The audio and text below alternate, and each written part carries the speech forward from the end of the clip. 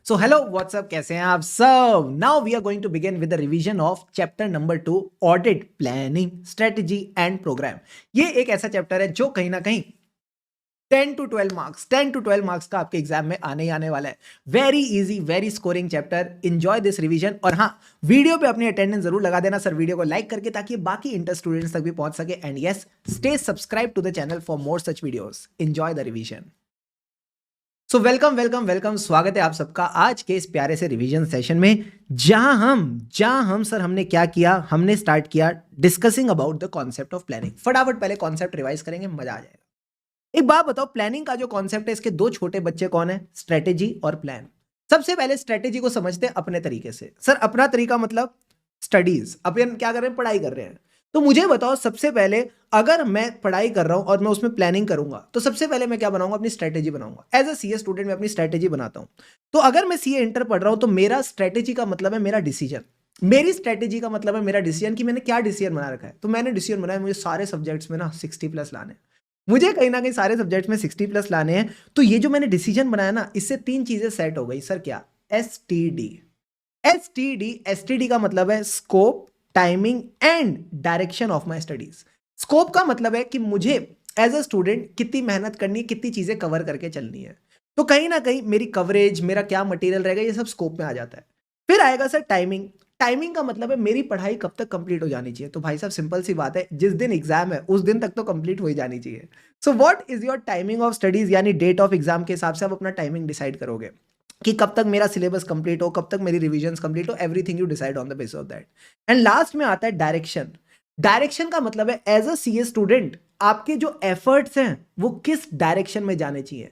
और बताऊं, यही चीज है जो डिफरेंशिएट करती है सर किसको? जो बच्चे एग्जाम क्लियर कर जाते हैं, वो लोग अपने डायरेक्शन, वो जो अपने एफर्ट्स होते हैं वो सही डायरेक्शन में देते हैं. तो आपने भी वैसे ही करना है.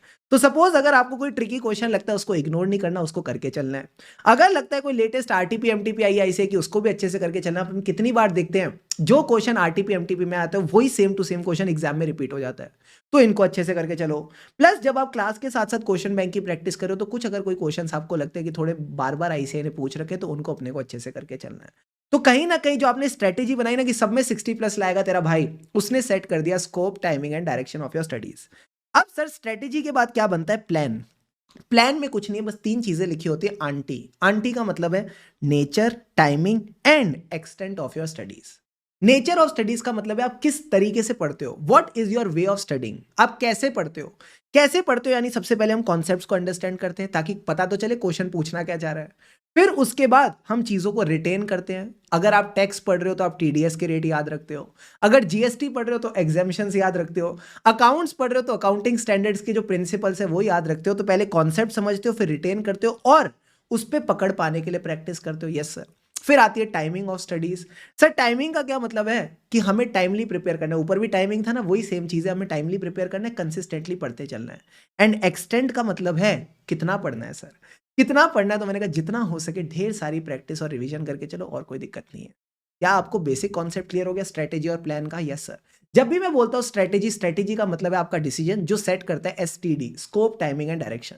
जब मैं बोलता हूं प्लान, प्लान का मतलब है 3 चीजें. Aunty, nature, timing and extent of studies. अब आ जाओ इसी कॉन्सेप्ट को ऑडिट से रिलेट कर लेते हैं. बड़ा सिंपल है. ऑडिट में भी सबसे पहले आती है ऑडिट स्ट्रेटेजी, जो क्या सेट करेगी? सर ये सेट करती है एसटीडी ऑफ ऑडिट. एसटीडी का क्या मतलब है? Scope, timing and direction of audit. अब ये तीनों चीजें क्या होती है, बस 5 मिनट में आपको डिटेल में इसके एग्जांपल्स के साथ सिखा दूंगा. ठीक है सर. फिर आता है sir audit plan. Audit plan में क्या आएगा? वही aunty, nature, timing and extent of procedure. यानी मैं प्लान करके चलता हूं कि एज अ ऑडिटर मैं क्या क्या प्रोसीजर्स करके चलूंगा. तो आपको मैंने ऑडिट प्रोसीजर ऑलरेडी पढ़ा दिए. सर क्या? 2 तरह के प्रोसीजर होते हैं, रैप और फैप. तो nature, timing and extent of risk assessment procedure, nature, timing and extent of further audit procedure, और लास्ट में आ जाते हैं अदर प्रोसीजर जो हम अलग अलग स्टैंडर्ड्स ऑन ऑडिटिंग में सीखते हैं. ठीक है सर. अब आता है सवाल, who should be involve in audit planning. जो मैं ऑडिट प्लानिंग कर रहा हूं, उसमें कौन इन्वॉल्व होगा? तो आपका एंगेजमेंट पार्टनर. भाई इसको तो होना ही पड़ेगा, क्योंकि यही बंदा रिस्पॉन्सिबल है. ऑडिट ओपिनियन के लिए, तो इसको लाना ही पड़ेगा. प्लस जो अच्छे लोग हैं, जो अच्छे एक्सपीरियंस्ड लोग हैं, उनको ले आना. इनको हम बोलते हैं अदर की मेंबर्स. सर अदर की मेंबर्स के पास ना 2 चीजें हैं, एक्सपीरियंस और इनसाइट. इनके पास तरबूजा है, तरबूजा नहीं है, तजुर्बा है. इनके पास है एक्सपीरियंस और इनसाइट. उस एक्सपीरियंस और इनसाइट से ना आप इफेक्टिवली और एफिशिएंटली ऑडिट कर लोगे. आप इफेक्टिवली और एफिशिएंटली ऑडिट कर लोगे, मजा आ जाएगा। ठीक है सर। इसके अलावा क्या सर हम एलिमेंट्स ऑफ प्लानिंग को मैनेजमेंट के साथ डिस्कस कर सकते हैं? तो उससे पहले मुझे बताओ एलिमेंट्स ऑफ प्लानिंग क्या होते हैं। What are the elements of planning? तो सर दो तरह की एक्टिविटीज होती है, एक होती है पिया, पिया का मतलब है प्रिलिमिनरी एंगेजमेंट एक्टिविटीज, और एक होती है प्लानिंग एक्टिविटी। अगर मैं आपसे पूछूं प्रिलिमिनरी एंगेजमेंट एक्टिविटी क्या होती है? सर ऐसे 220 के 2 पॉइंट, ऐसे 210 का 1 पॉइंट, ऐसे 220 के 2 पॉइंट, ऐसे 210 का 1 पॉइंट, यानी ये वो एक्टिविटीज हैं जो हम एंगेजमेंट पे काम स्टार्ट करने से पहले करते हैं। जो हम एंगेजमेंट पे काम स्टार्ट करने से पहले करते हैं तभी इनको बोला जाता है प्रिलिमिनरी एंगेजमेंट एक्टिविटी। तो ये पहले वाली कौन सी थी? ऐसे 220 में कौन से 2 पॉइंट्स आते हैं? सर सबसे पहले तो हम कुछ चीजें देखते हैं before accepting and continuing a client, यानी procedures for acceptance and continuance of client relationships and engagement, जिसमें याद है अपन सेकी की बात करते थे, significant matters, ethical requirement, CCTR, competence, capability, time, resources और इंटीग्रिटी। यस सर, तो वही बातें आ गई। इसके बाद हम साथ में क्या क्या देखते हैं? Ethical requirement. एथिकल रिक्वायरमेंट पे स्पेसिफिकली फोकस किया, compliance with ethical requirement including independence. ठीक है सर। तो सर एक तो सेकी वाले पॉइंट आ गए और एक एथिकल रिक्वायरमेंट वाले पॉइंट आ गए। इसके अलावा 210 कहता है टर्म्स ऑफ एंगेजमेंट, उसको लेके अंडरस्टैंडिंग होनी चाहिए before you start with the audit. So understanding the terms of engagement, अपन बोलते थे ना, there should be a common understanding, there should be a common understanding between the auditor and the management. Yes sir. तो आपने एक अच्छी समझ रखनी है of the terms of engagement. तो बड़ा सिंपल है, 220 के 2 पॉइंट, 210 का 1 पॉइंट। ठीक है सर। अब ये करना क्यों है? अब ये करना क्यों है sir? To identify and evaluate, to identify and evaluate the circumstances जो कहीं ना कहीं आपके ऑडिट की प्लानिंग और परफॉर्मेंस पे इंपैक्ट डाल सकती है। फॉर एग्जांपल, अगर हमारे यहाँ जो एक सीए उमंग था, ये जो सीए उमंग है सर, ये क्लाइंट का ऑडिट करने गया, बट जो क्लाइंट की सीएफओ है ना प्रिया, जो क्लाइंट की सीएफओ है प्रिया, ये इसकी पुरानी दोस्त निकली। तो सर यहां आ गया फैमिलियरिटी थ्रेट, तो कहीं ना कहीं अपना ऑडिट ढंग से प्लान और परफॉर्म ही नहीं कर पाएगा। तो इसीलिए पिया करना जरूरी है इन आइडेंटिफाइंग एंड इवेल्युएटिंग क्या? circumstances and events that can have an impact on planning and performance of audit। इसी के ऊपर सर हमने किया था क्वेश्चन भी किया था, इसी के ऊपर हमने एक बढ़िया वाला क्वेश्चन भी किया था, question number 3 of your RTP May 24 and study material, कि सबसे पहले बोलता है ब्रीफली बताओ पिया में क्या आएगा। तो 220 वाले 2 पॉइंट आ गए सर, क्या? Acceptance and continuance of relationship, और जो सेकी वाला सेकंड पॉइंट है, जो आपका सेकी वाला सेकंड पॉइंट है, वो सेकंड पॉइंट यहां पे भी बन के आ जाता है एथिकल रिक्वायरमेंट करके। ठीक है। और 210 में एंगेजमेंट के आपका अंडरस्टैंडिंग आ गया। फिर ये बोलता है कि ये एक्टिविटीज कैसे असिस्ट करती है, क्यों हम ये एक्टिविटी करते हैं? तो बड़ा सिंपल है, जो हमारा सीए उमंग है वो आइडेंटिफाई और इवेल्युएट कर सकता है सर्कमस्टेंसेस जो इंपैक्ट करेंगी planning and performing the audit. Clear है पूरा कॉन्सेप्ट? क्लियर है सर। अब सर इसके बाद आपने हमको ये बताना रह गया कि क्या मैं एलिमेंट्स ऑफ प्लानिंग मैनेजमेंट के साथ डिस्कस कर सकता हूं? Can I discuss the elements of planning? Answer is yes, आप कर सकते हो, बट ओवर शेयरिंग मत कर देना। ओवर शेयरिंग मत कर देना, यानी you can discuss to facilitate the engagement, but याद रहे आप ज्यादा ओवर शेयर मत कर देना, because that can compromise the effectiveness of audit. वो कहीं ना कहीं फिर ऑडिट की इफेक्टिवनेस को इफेक्ट कर सकता है। Got it? बात समझ में आ रही है नहीं आ रही है? आ रही है सर।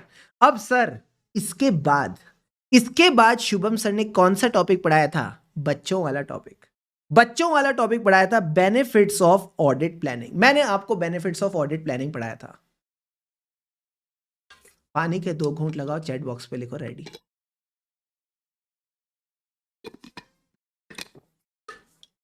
सबसे पहला बेनिफिट क्या है? अटेंशन। सारे बच्चे बोलेंगे सबसे पहला बेनिफिट क्या है? Attention. Attention to the important areas. तो जो मटेरियल एरियाज है उन पे अपन फोकस करके चलेंगे। दूसरा क्या था?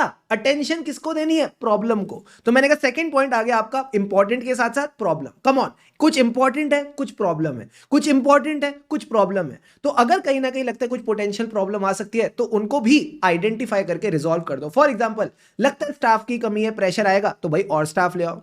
ठीक है सर। इसके अलावा कौन कौन से एडवांटेजेस पढ़ाए थे सर? वो क्लास 12th की जो बिजनेस स्टडीज की टीचर थे ना, उन्होंने सिखाया था। 5 फंक्शंस ऑफ मैनेजमेंट होते, POS DC, planning, organising, staffing, directing, controlling. तो प्लानिंग की एडवांटेज यही सब है, ऑर्गेनाइजिंग, स्टाफिंग, डायरेक्टिंग और कंट्रोलिंग। तो सबसे पहले बोलेंगे it helps to organise and manage the audit engagement. Staffing का क्या मतलब है? हम सिलेक्ट करके लाएंगे अच्छे अच्छे लोग, अच्छे अच्छे मतलब कॉम्पिटेंट और केपेबल लोग। फिर आता है डायरेक्टिंग। डायरेक्टिंग के साथ अपन 2 कीवर्ड्स और जोड़ देते हैं, DSR, डायरेक्ट, सुपरवाइज और रिव्यू। डायरेक्ट, सुपरवाइज और review the work documented. And last में आता है कंट्रोल। बट सर कंट्रोलिंग का जमाना चला गया, अब है जमाना कोऑर्डिनेशन करने का। तो कोऑर्डिनेशन किसके साथ करेंगे? दो लोगों के साथ, एक ऑडिटर ऑफ कंपोनेंट और एक एक्सपर्ट। ऑडिटर ऑफ कंपोनेंट का क्या मतलब है? सपोज मैं ऑडिट कर रहा हूं कंसोलिडेटेड फाइनेंशियल स्टेटमेंट का। तो जब आप कंसोलिडेटेड फाइनेंशियल स्टेटमेंट का ऑडिटर कर रहे हो तो आप पेरेंट कंपनी के साथ जुड़े हुए हो, हाँ सर। बट जो सब्सिडरी के फाइनेंशियल्स है, जो सब्सिडरी के फाइनेंशियल्स है, जो कंसोलिडेशन का पार्ट बनेंगे, उनका तो ऑडिटर ही अलग है, उनका तो ऑडिटर ही अलग है। तो क्या सब्सिडरी को समझने के लिए आपको इनसे कोऑर्डिनेट करना पड़ेगा? Answer is yes. तो अगर आप सीएफएस का ऑडिट कर रहे हो यानी ग्रुप ऑडिट कर रहे हो, तो आपको सब्सिडरी के ऑडिटर से थोड़ा कोऑर्डिनेट वगैरह करके चलना पड़ेगा। प्लस अगर मान लो आपको कोई एरिया ऐसा लगता है जो आपको लगता है आपको समझ में नहीं आएगा, तो प्लानिंग पहले से ही हेल्प करता है इन आइडेंटिफाइंग क्या एक्सपर्ट को यूज करना है, क्या एक्सपर्ट्स के साथ कोऑर्डिनेट करना है। तो फॉर एग्जांपल अगर कंपनी का कोई टैक्स लिटिगेशन का मैटर है, तो प्लानिंग के टाइम पे आपको पता चल जाएगा कि that you need yes people, good morning, good afternoon, good evening. आपको हो सकता है फिर किसी टैक्स एक्सपर्ट की जरूरत पड़े। क्लियर है पॉइंट? क्लियर है सर। तो 100 बात की एक बात, 100 बात की एक बात। सारे बच्चे मुझे फटाफट बताओ बेनिफिट्स ऑफ ऑडिट प्लानिंग क्या है? सर फ्लो में चलेंगे, सारे बच्चे साथ में रिकॉल कराओ। सबसे पहले attention, attention to the important areas, साथ ही साथ प्रॉब्लम्स को भी आइडेंटिफाई और रिजॉल्व करेंगे। फिर हमारे functions of management, organising, staffing, directing और coordination. Organise and manage the audit engagement. Selection का क्या मतलब है? Selecting the engagement team member जिनके पास कॉम्पिटेंस, कैपेबिलिटी है, फिर उनको काम असाइन कर दो। डायरेक्शन का क्या मतलब है? Direction, supervision and review of their work. और लास्ट में coordination with the auditor components and expert. फिर ये सिंपल सी बात कहता है, अगर आप अपना ऑडिट ठीक से प्लान करके चलोगे तो ये कहीं ना कहीं रिड्यूस कर देता है। सर क्या रिस्क रिड्यूस करता है? जो आपकी ऑडिट रिस्क है, जो आपकी ऑडिट रिस्क है, ये उसको रिड्यूस कर देता है। कितना? To an acceptably low level, क्योंकि हम सबको पता है ऑडिट रिस्क कभी भी जीरो नहीं हो सकती। क्या बेनिफिट्स ऑफ प्लानिंग क्लियर है? क्लियर है sir. Discussion of elements of planning with the entities management, मैंने आपको पहले ही बता दिया कि जब भी डिस्कस कर रहे हो ध्यान रखना that you should not compromise the effectiveness, but yes engagement में आप ये चीजें डिस्कस कर सकते हो। कौन कौन से एंगेजमेंट टीम मेंबर्स इन्वॉल्व होंगे? एंगेजमेंट पार्टनर और की मेंबर्स। की मेंबर्स के पास क्या था? एक्सपीरियंस और इनसाइट। इससे क्या होता है? इफेक्टिवनेस और एफिशिएंसी बढ़ जाती है। सारे बताओ, रिवीजन के अंदर रिवीजन, रिवीजन के अंदर रिवीजन। वाह सर। अब सर आपने इसके बाद हमको ब्रेक के बाद एक बढ़िया वाला टॉपिक पढ़ाया था, planning is a continuous process. Planning is a continuous process यानी सपोज मैं अपने डे को भी प्लान करता हूं, मैं अपने डे को भी प्लान करता हूं। तो आज मान लो है वेडनेसडे, तो वेडनेसडे का प्लान क्या ऐसा होता है कि मैं वेडनेसडे को जो प्लान कर रहा हूं वो सिर्फ मैं वेडनेसडे की सुबह करूंगा? नहीं sir, through out the day planning चलती रहती है, through out the day planning चलती रहती है। सपोज अभी मैं आपका रिवीजन ले रहा हूं, इसके बाद मैं प्लान करूंगा कि अगले 1 घंटे में क्या करना है, उसके अगले 1 घंटे में करना है। तो planning is a continuous process. तो आप बोलोगे plan is never a discrete phase of audit. ऐसा नहीं कि ऑडिट के स्टार्टिंग में प्लान होगी, नहीं, जैसे जैसे चीजें बदलती रहती है ऑडिटर अपना प्लानिंग करता रहता है। So planning is not a discrete और a separate phase, rather it is a continuous and iterative process. Continuous and iterative का मतलब है जैसे ही खत्म होता है वैसे ही शुरू हो जाता है। अब सर एक बात बताओ, ये शुरू कब होता है? तो जब आपने पिछला ऑडिट कंप्लीट किया वहां से शुरू हो गया। कब तक चलेगा? Till the completion of current audit. Easy है? इजी है सर। लास्ट बार एक बार फटाफट साथ में रिकॉल करते हैं, देखो क्या कहता है। जो हमारा ऑडिट है, जो हमारा ऑडिट है, इसकी जो प्लानिंग है, क्या ये डिस्क्रीट फेज है? नहीं, ये कोई सेपरेट फेज नहीं है, rather it is a continual and iterative process. कब शुरू होता है? It begins at the completion of previous engagement. कब खत्म होता है? It ends on the completion of current engagement. अब एक बात बताओ, रिस्क ऑफ मटेरियल मिसस्टेटमेंट को असेस करने के लिए, रिस्क ऑफ मटेरियल मिसस्टेटमेंट को असेस करने के लिए उससे पहले हमें क्या क्या मैटर्स देखने हैं? ये पूछता है आपसे, ये आपसे एक सवाल पूछता है, सर क्या ये बातें मैंने बता दी। ये कहता है prior to the identification and assessment of ROMM आप कौन कौन से मैटर्स देखोगे? सर ये सारे मैटर्स हमको देखने हैं। क्या क्या मैटर्स देखने के बाद फटाफट समझ लेते हैं। सबसे पहले एनालिटिकल प्रोसीजर। अगर आप कभी कभार एनालाइज करोगे इस साल की फिगर को पिछले साल से, तो हो सकता है आपको कुछ ज्यादा इंक्रीज मिल जाए। फॉर एग्जाम्पल कोरोना के टाइम पे अगर लॉकडाउन लगा हुआ है तो ये ट्रेवलिंग एक्सपेंस इतना कैसे बढ़ गया? सर बात तो सही है, तो यहां गलती होने के चांसेस ज्यादा हो सकते हैं। तो मैंने क्या किया, रिस्क असेसमेंट के लिए एनालिटिकल प्रोसीजर कर लिया। इसी तरह अगर एंटिटी का आप लीगल रेगुलेटरी फ्रेमवर्क समझते हो, सर लीगल रेगुलेटरी फ्रेमवर्क का क्या मतलब है? फॉर एग्जांपल कोई टेलीकॉम कंपनी है तो उसका रेगुलेटर है ट्राई, अगर कोई बैंकिंग कंपनी है तो उसका रेगुलेटर है आरबीआई। तो आपको ये देखना है कि अगर इन्होंने रेगुलेटर की बातों से नॉन कंप्लायंस करी तो पेनल्टी लग सकती है, हाँ सर। और अगर उस पेनल्टी का प्रोविजन नहीं बना हुआ, अगर उस पेनल्टी की कंटिजेंट लायबिलिटी नहीं बनी हुई तो रिस्क ऑफ मटेरियल मिसस्टेटमेंट है, हाँ। तो लीगल रेगुलेटरी फ्रेमवर्क समझना जरूरी है। फिर ये कहता है मटीरियलिटी समझना जरूरी है, ऑब्वियस सी बात है, जब तक मटीरियलिटी नहीं पता होगी तो रिस्क ऑफ मटीरियल मिसस्टेटमेंट कैसे निकालोगे। फिर कहता है एक्सपर्ट, कि हो सकता है कुछ ऐसे एरियाज हो जहां पे आपको समझ में नहीं आता, जैसे पीपीई की रिवैल्यूएशन। अगर पीपी की रिवैल्यूएशन हुई तो उसके लिए तो रजिस्टर्ड वैल्यूअर ही बता पाएगा कि पीपी ठीक से वैल्यू हुई है कि नहीं, तो इसकी मदद लेनी पड़ सकती है। एंड लास्ट में कहता है अदर रिस्क असेसमेंट प्रोसीजर। तो मुझे ये बताओ हमने ये पांचों पॉइंट्स कैसे ध्यान रखे थे। सर बड़ा सिंपल है, कॉन्सेप्ट समझने के बाद याद रखना बड़ा सिंपल है। सबसे पहले अपन बोलेंगे एसए 520। एसए 520 का मतलब है analytical procedure to be applied as risk assessment procedure, ठीक है सर। जब मैंने एनालिटिकल प्रोसीजर का ऐसे पकड़ लिया, अब इसको हेरा फेरी कर दो। सर ये हेरा फेरी वाले काम कौन करता है, इधर की उधर कौन करता है, ये करते हैं लॉयर। जो विटनेस होता है और जो जज होता है उनके बीच में इधर उधर करते रहते हैं। तो ये होगा लॉ वाला पॉइंट, ये हो गया लॉ वाला पॉइंट ऐसे 250 का, यानी understanding the legal regulatory framework. अब सारे 2020 वाले कर दो। ये कहां से स्टार्ट होता है, सबसे पहले ऐसे 320 किसकी बात करता है, 32C। आप अपनी 32C से क्या चबाते हो, मटेरियल, तो डिटर्मिनेशन ऑफ मटेरियलिटी। 420 का है सर, वो तो ये वीडियो देख रहा है, आई एम जोकिंग, ठीक है, मामा मिया, सॉरी। तो 420 नहीं है। फिर सर आता है 520, वो हमने ऑलरेडी कवर कर लिया। और लास्ट में आएगा 620 यानी टॉप पे कौन है, हमेशा एक्सपर्ट रहता है। एंड में टॉप पे हमेशा एक्सपर्ट रहता है, तो इन्वॉल्वमेंट ऑफ एक्सपर्ट, और लास्ट में other risk assessment procedure. Clear है पूरा कॉन्सेप्ट, डन डनाडन डन डन सर। तो अगर आप अपने क्वेश्चन बैंक पे जाओगे ना, तो आपको क्वेश्चन नंबर 2 यही मिलेगा। 2 बार ये क्वेश्चन आ चुका है May 24 में, एमटीपी May 24, आरटीपी May 21 19। हर क्वेश्चन में आपकी जो की लाइन है जिससे आप ये पहचानोगे ये आंसर है, वो यही है कि prior to the risk assessment करने से पहले क्या क्या करना है। तो ये सारे पॉइंट्स आपको बस ध्यान में रख के चलने, that's all that you need to do. Got it sir. अब आओ मेरे साथ। इसके बाद क्या हुआ था सर, इसके बाद आया हमारा next part of the class, जहां पे हमने बात करी ओवरऑल ऑडिट स्ट्रेटेजी की। पानी के 2 घूंट लगाओ और चैट बॉक्स पे लिखो रेडी। फिर नेक्स्ट कॉन्सेप्ट रिवाइज करता हूं।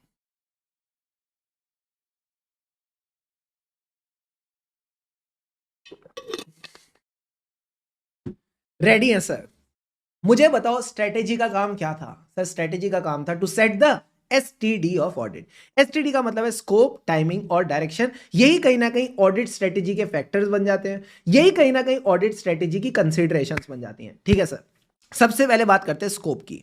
स्कोप के लिए कहता है कि आपकी इंगेजमेंट की कुछ करेक्टरिस्टिक्स हैं जो डिफाइन करती हैं इसका स्कोप। एग्जाम्पल के तौर पे रिपोर्टिंग वाले 2 पॉइंट, कि जो आपके एफआरएफ हैं, जो इंडस्ट्रियल रिपोर्टिंग रिक्वायरमेंट है उनको देखो। अगर इंडस्ट्री की रिपोर्टिंग रिक्वायरमेंट ज्यादा होगी, एफआरएफ के डिस्क्लोजर ज्यादा होंगे, तो आपको एज ऑडिटर ज्यादा चेक करना पड़ेगा, आपका स्कोप बढ़ जाएगा, ठीक है सर। इसके अलावा ये कहता है नेचर ऑफ बिजनेस सेगमेंट, क्या उसके लिए आपको स्पेशलाइज नॉलेज की जरूरत है। फॉर एग्जांपल हमने आईटीसी का एग्जांपल लिया।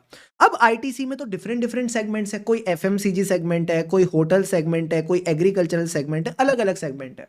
तो जितने सेगमेंट्स होंगे उतनी स्पेशलाइज नॉलेज लगेगी, उतना स्कोप बढ़ेगा, ठीक है सर। फिर ये कहता है expected use of evidence of the previous audit. अगर मैं पिछली बार जो ऑडिट में एविडेंस लिया था वो इस बार यूज कर सकता हूं। फॉर एग्जांपल कोई रेंट एग्रीमेंट है जो 5 साल तक वैलिड है, तो पिछले साल भी वैलिड था, इस साल भी वैलिड है, तो कहीं ना कहीं मेरी मेहनत कम हो गई, पिछला लिया गया एविडेंस काम आ गया, तो अब आपका स्कोप कम हो गया। तो बस यही 4 बातें आपने स्कोप में ध्यान रखनी है, बिकॉज इस पे डायरेक्ट क्वेश्चन आ जाता है आईसीआई का, कि आप जब कैरेक्टरिस्टिक्स ऑफ एंगेजमेंट देखोगे दैट डिफाइन इट स्कोप, तो उसमें आपने क्या 4-5 फैक्टर देखने हैं। तो आपने बस यही 4 एग्जांपल या फैक्टर ध्यान रखने। सर क्या, सबसे पहले तो रिपोर्टिंग वाले 2 पॉइंट, एप्लीकेबल एफआरएफ और इंडस्ट्री स्पेसिफिक रिपोर्टिंग रिक्वायरमेंट। फिर एक स्कोप बढ़ाता है, एक स्कोप घटाता है, साथ में करो। एक स्कोप बढ़ाता है, एक स्कोप घटाता है। बताओ स्कोप कौन सी चीज बढ़ाती है सर, वो आईटीसी वाला। जितने बिजनेस सेगमेंट्स होंगे जिसके लिए स्पेशलाइज नॉलेज चाहिए वो स्कोप बढ़ाएगा। स्कोप घटाता क्या है, जब आप पिछला एविडेंस यूज कर सकते हो, जब आप प्रीवियस ऑडिट का एविडेंस यूज करते हो तो उससे स्कोप कम हो जाता है। Expected use of evidence of the previous audit. Clear है पॉइंट्स, क्लियर है सर। इसके बाद अगला पॉइंट था स्कोप टाइमिंग। ऑडिट कब तक खत्म करना है, ये किस पे डिपेंड करेगा सर, ऑडिट रिपोर्ट की डेट क्या है। हमें ऑडिट रिपोर्ट कब तक देनी है उस पर डिपेंड करेगा आपका ऑडिट कब खत्म होगा। तो ये कहते हैं reporting objectives of the engagement helps you to plan the timing of audit and कहीं ना कहीं इसी के बेसिस पे आप अपनी कम्युनिकेशन करते हो। तो रिपोर्टिंग, टाइमिंग और कम्युनिकेशन का ये पॉइंट है। अब सर इसमें क्या क्या चीजें हमें कंसिडर करनी है, तो मैंने कहा सबसे पहले तो ना रिपोर्टिंग और टाइमिंग को मिला दो।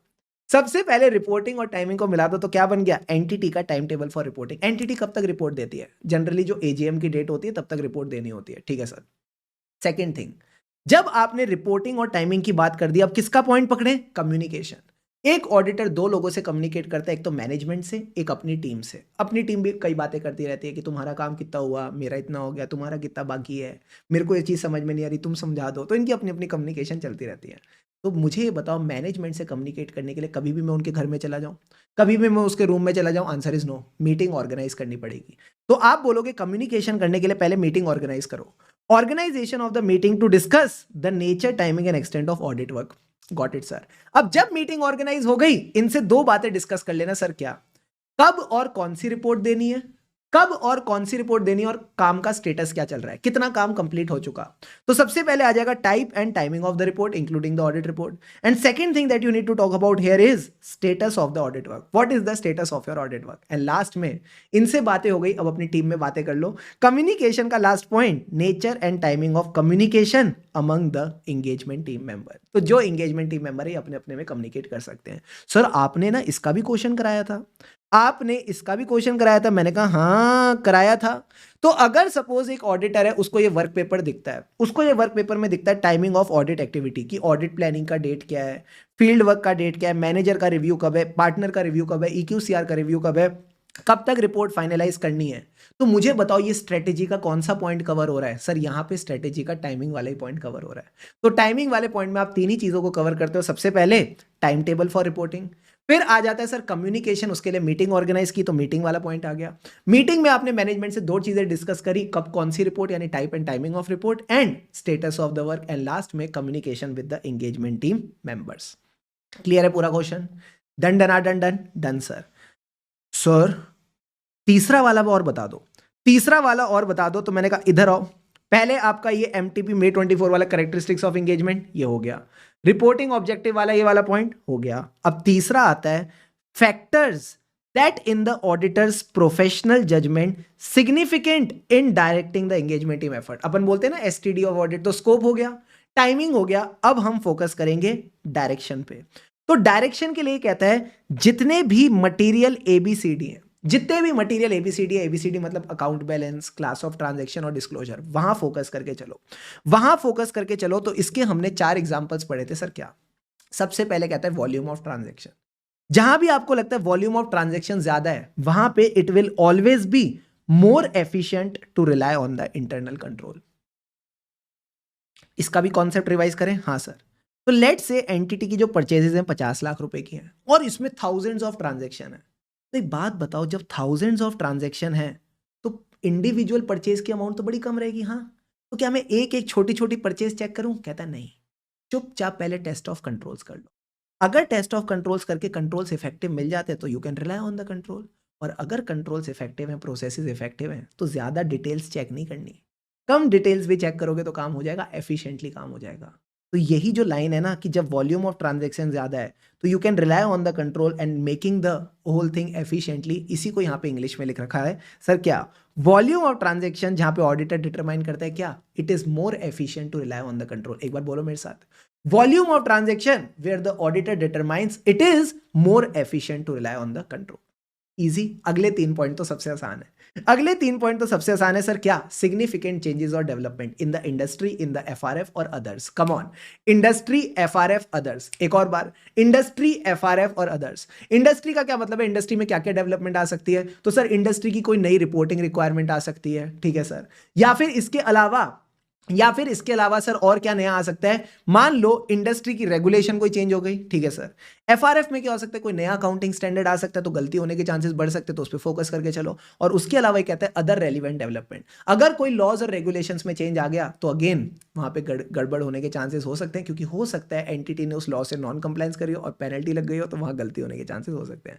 तो सिंपल सी बात है, अदर में 3 चीजें चेंज हो गई, इंडस्ट्रियल डेवलपमेंट्स हो गई, FRF में डेवलपमेंट हो गई, या फिर कोई अदर सिग्निफिकेंट डेवलपमेंट हो गई। हो गई।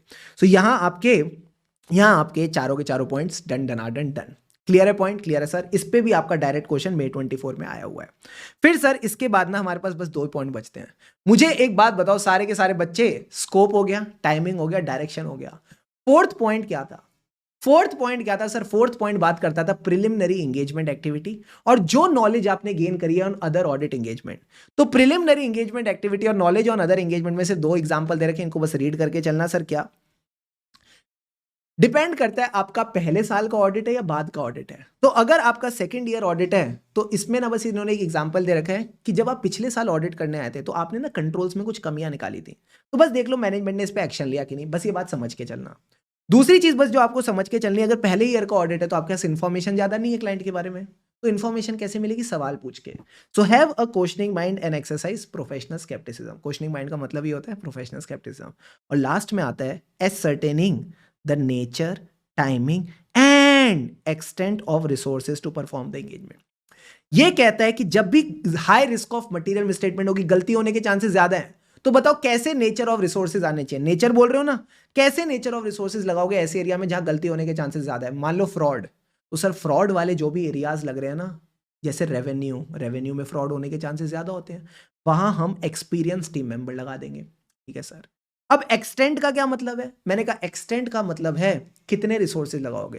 तो जहां भी लग रहा है रिस्क ऑफ मटेरियल मिसस्टेटमेंट ज्यादा है, वहां पे ज्यादा चेकिंग चाहिए, ज्यादा रिसोर्सेज चाहिए, तो ज्यादा टाइम लगेगा, ज्यादा बजट लगेगा, more resources will be required. ठीक है, तो ये आपको एक बेसिक सी बात समझ के चलनी थी। तो मैंने आपका क्या किया, आखिरी में रिवाइज करा दिया। व्हाट आर द फैक्टर्स और consideration while establishing the audit strategy? तो पहले 3 पॉइंट तो बड़े सिंपल है, scope, timing and direction. Scope का मतलब क्या था? Characteristics of engagement that define it's scope. Timing का क्या मतलब था? टाइमिंग किस पे डिपेंड करती है? रिपोर्ट कब देनी है। सो यानी नेचर ऑफ रिपोर्टिंग, जो रिपोर्टिंग ऑब्जेक्टिव्स है that will define the timing and communications required. ठीक है सर। तीसरा आता है डायरेक्शन, किस डायरेक्शन में हमारे एफर्ट्स जाएंगे। सर फोर्थ पॉइंट हम भूल जाते हैं, तो ये फोर्थ पॉइंट कैसे याद था?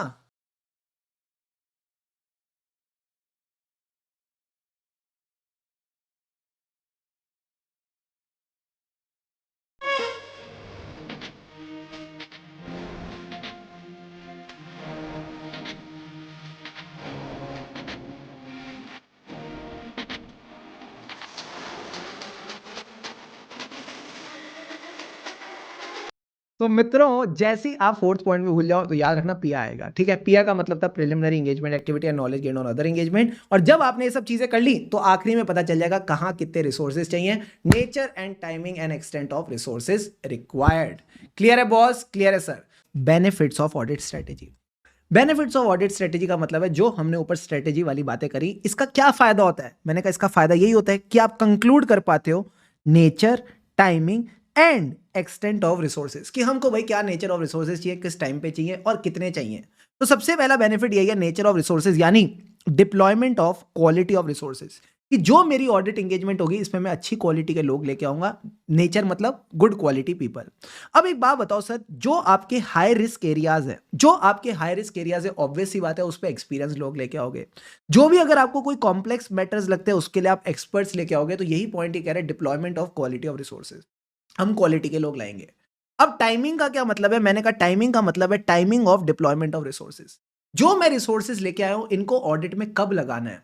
तो मान लो ऑडिट में 3 स्टेजेस है, स्टार्टिंग स्टेज, बीच की स्टेज जिसको बोलते हैं इंटरिम स्टेज, और लास्ट में आती है डेडलाइन वाली स्टेज जिसको बोलते हैं की कट ऑफ स्टेज। तो आपको रिसोर्सेज किस टाइम पे लगाने हैं? इंटरिम स्टेज पे लगाने हैं, एंड में लगाने यानी की कट ऑफ स्टेज पे लगाने हैं। तो ये अगला सवाल ये पूछता है।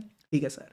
एक्सटेंड का मतलब है कितनी क्वांटिटी ऑफ रिसोर्सेज चाहिए, how much resources are to be diploid.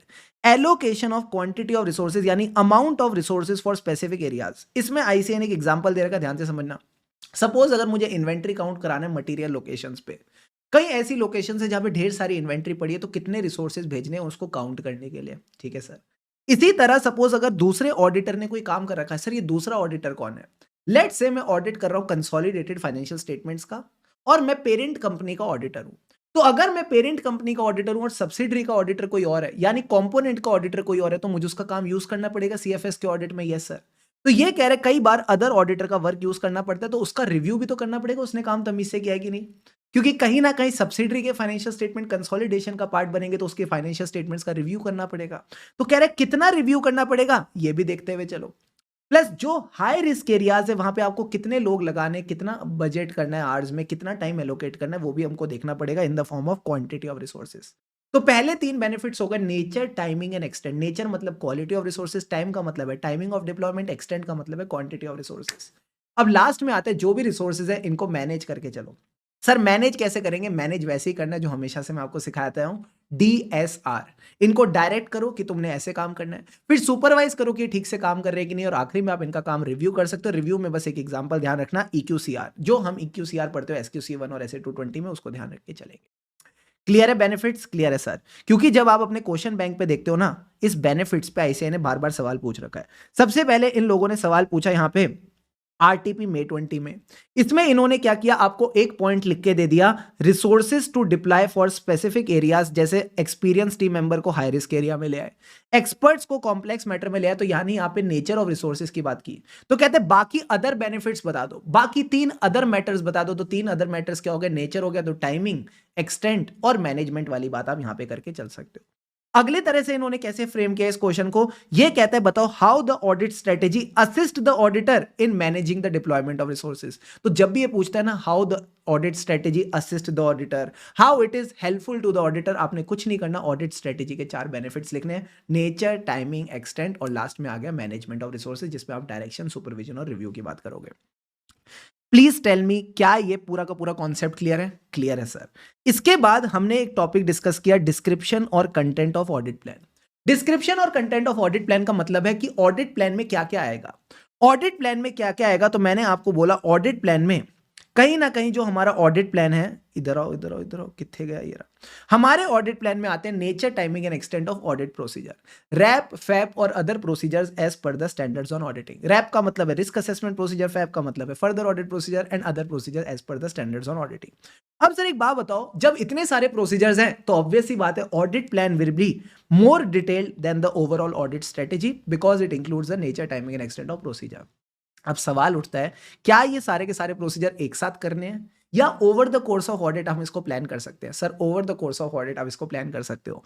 Planning takes place over the course of audit. अब इसका एग्जांपल बता दो, इसका एग्जांपल बता दो। तो मैंने कहा इसका एग्जांपल पहले एकदम आसान है, पहले रैप फिर फैप, और फैप में भी कुछ पहले कुछ बाद में। सारे बच्चे बोलो मेरे साथ, पहले रैप फिर फैप, और फैप में भी कुछ पहले कुछ बाद में। पहले रैप का क्या मतलब है? Planning of risk assessment procedure occurs early in the audit. पहले आप समझते हो कि यार कौन कौन से रिस्की एरियाज है, क्या क्या रिस्क है, उसी के हिसाब से आप अपनी टेस्टिंग करते हो, उसी के हिसाब से आप अपनी टेस्टिंग करते हो। यानी planning the nature, timing and extent of further audit procedure depends on the outcome of risk assessment procedure. और फर्दर ऑडिट प्रोसीजर में भी डिस्क्रिमिनेशन है सर। क्या? Auditor may begin the execution of further audit procedure for some account balance, class of transaction और disclosure before planning the remaining further audit procedure. Easy easy sir. Again ये वाला जो topic मैंने आपको कराया, इसका क्वेश्चन ICAI ने पूछ रखा है 2 बार। RTP May 22 सीधा सीधा इन्होंने बोल रखा है कि ऑडिट प्लान में क्या क्या मैटर्स डिस्क्राइब होते हैं, या फिर ऑडिट प्लान में कुछ ऑडिट प्रोसीजर डिस्क्राइब होते हैं तो बता दो। तो आपने यही बातें इसमें लिख के आनी है। MTP May 24 में भी इसका सवाल पूछा हुआ है। Got it sir. अब अगला टॉपिक मैंने आपको पढ़ाया रिलेशनशिप। सर किसका रिश्ता? ऑडिट स्ट्रेटेजी और ऑडिट प्लान का रिश्ता, again asked in September 24। Sir ये रिश्ता क्या कहलाता है? ये रिश्ता क्या कहलाता है? तो मैंने कहा रिश्ता कुछ नहीं, आपको पहले स्ट्रेटेजी के बारे में बताना है, फिर आपको प्लान के बारे में बताना है, फिर बोलना है अगर एक में चेंज होगा तो दूसरे में भी चेंज होगा, अगर एक में चेंज होगा तो दूसरे में भी चेंज होगा। तो मुझे एक बात बताओ, सपोज मान लो अगर मैं ऑडिट स्ट्रेटेजी की बात करूं, मेरी ऑडिट स्ट्रेटेजी है कि मुझे रिस्क बेस्ड ऑडिट करना है। मेरी ऑडिट स्ट्रेटेजी है कि मुझे रिस्क बेस्ड ऑडिट करना है। तो ऑडिट स्ट्रेटेजी क्या करती है ना, बड़ा ऊपर ऊपर से बेसिक बात करेगी, बट जो प्लान होगा वो डिटेल में बताएगा कि रिस्क बेस्ड ऑडिट होता क्या है, कि पहले रिस्क असेसमेंट प्रोसीजर होते हैं, उसके बेसिस पे आप फर्दर ऑडिट प्रोसीजर करते हो और बाकी अदर प्रोसीजर करते हो as per standards on auditing. तो आप हमेशा बोलोगे स्ट्रेटेजी जो है ना वो ऊपर ऊपर से बात करती है, ब्रॉड लेवल पे ओवरऑल अप्रोच दे देती है, and it sets the scope, timing and direction of audit. ठीक है सर। जब मैं प्लान बोलता हूं ना तो ये उन मैटर्स को एड्रेस करता है, ये बताता है कि how the strategy will be implemented. Sir कैसे इंप्लीमेंट करेंगे स्ट्रेटेजी? प्रोसीजर करके। तो जो दो ऊपर पॉइंट्स बताए थे ना प्लानिंग वाले, कि ऑडिट प्लान में क्या क्या कंटेंट आते हैं, हाँ सर, उन्हीं 2 पॉइंट्स को मैंने यहां पे उठा के रख दिया कि audit plan is more detailed than audit strategy because it includes nature, timing and extent of procedure. Planning takes place over the course of audit. ये ऊपर से मैंने 2 पॉइंट्स यहां पे उठा के लिख दिए। अब कंक्लूजन बड़ा सिंपल है कि ना तो ये कोई सेपरेट फेज है, ना ही ये सीक्वेंशियल प्रोसेस है, बट अगर एक में चेंज होगा तो दूसरे में भी चेंज हो जाएगा। क्लोजली इंटर रिलेटेड है, as change in one will lead to change in another. अब मेरे पास एक बच्चा आया, और उसने मेरे से पूछा, सर हम प्लान में चेंजेस करते कब है? कौन से 3 रीजन है जिसकी वजह से चेंज होते हैं? तो पानी के 2 घूंट लगाओ, चैट बॉक्स पे लिखो रेडी, फिर मैं आपको चेंजेस बताता हूं।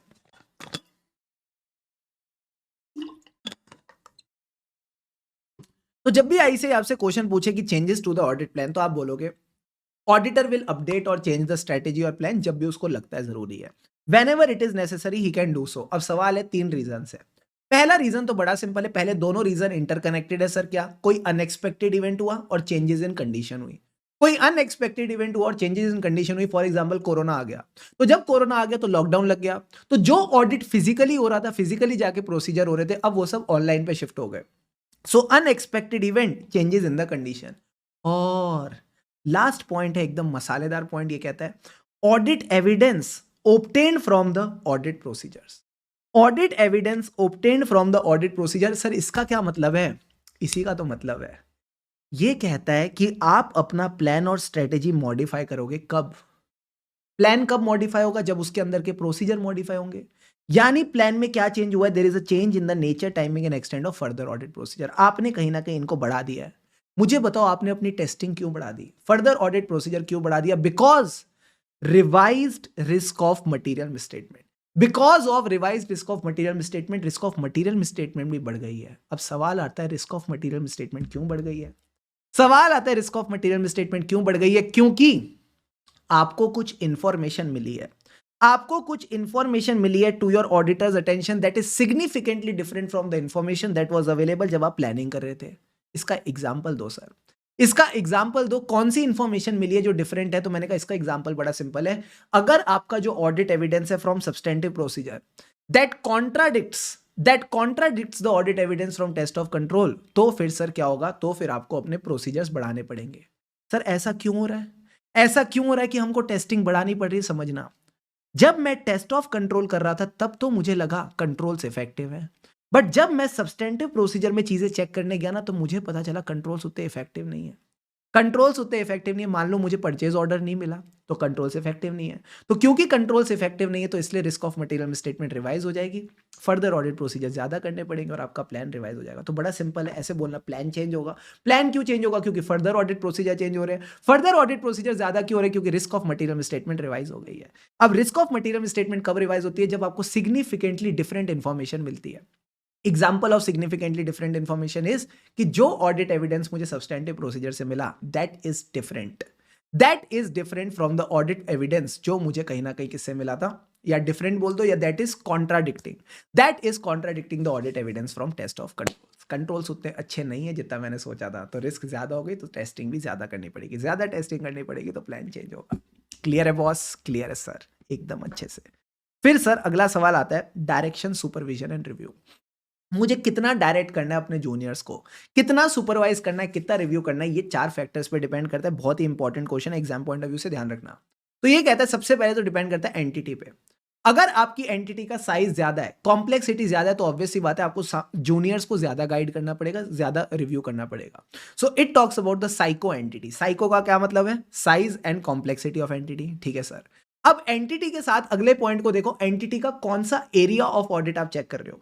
एरिया का मतलब है कौन सा फाइनेंशियल स्टेटमेंट आइटम है, कौन सा अकाउंट बैलेंस है, कौन सी क्लास ऑफ ट्रांजैक्शन है, कौन सा डिस्क्लोजर है। उस एरिया में हम देखेंगे रिस्क ऑफ मटेरियल मिसस्टेटमेंट। अगर लगता है गलती होने के चांसेस ज्यादा है तो ज्यादा डायरेक्ट, ज्यादा सुपरवाइज, ज्यादा रिव्यू करना पड़ेगा। और लास्ट में आता है कौन बंदा है जो आपके लिए काम कर रहा है। Who is the junior who is working for you, is it competent और केपेबल। अगर वो बंदा कॉम्पिटेंट और केपेबल है तो ज्यादा डायरेक्ट सुपरवाइज रिव्यू नहीं भी करोगे तो चल जाएगा, कम डायरेक्ट सुपरवाइज और रिव्यू से भी काम हो जाएगा। तो अगर आप अपने क्वेश्चन बैंक पे आओ और देखो, यही क्वेश्चन आईसीआई ने नवंबर 21 में पूछा, आरटीपी नवंबर 22 में पूछा और आरटीपी जैन 25 में पूछा। और इसमें पूरे क्वेश्चन को इग्नोर करके अगर आप लास्ट लाइन पढ़ते हो, सिंपल सी बात है, लास्ट लाइन पढ़ लिया करो। What are the factors that the engagement team will consider when deciding the aunty of direct supervision और रिव्यू। तो वही 4 बातें आपने लिखनी है। सबसे पहले entity, size of entity, size and complexity of entity. फिर एंटिटी का एरिया ऑफ ऑडिट, एरिया का रोमम के बाद कौन बंदा काम कर रहा है, competence and capability of the individual team member working on the assignment. क्या ये चारों पॉइंट्स क्लियर है? क्लियर है सर। फिर इसके बाद शुभम सर ने अगला टॉपिक कौन सा पढ़ाया? मैंने आपको इसके बाद कौन सा टॉपिक पढ़ाया? Changes to the planning decision हो गया, डायरेक्शन सुपरविजन रिव्यू हो गया। अच्छा, इसके बीच में ना एक बढ़िया एग्जांपल आया था आईसीआई का। सर क्या इसके केस में क्या हुआ था? एक सीएडब्ल्यू है जो ऑडिटर है, ये एक कंपनी का ऑडिट कर रहा है जिसका नाम है एसकेएम लिमिटेड। ये बंदा इतना बदमाश और कामचोर है ना, मैं क्या बताऊं।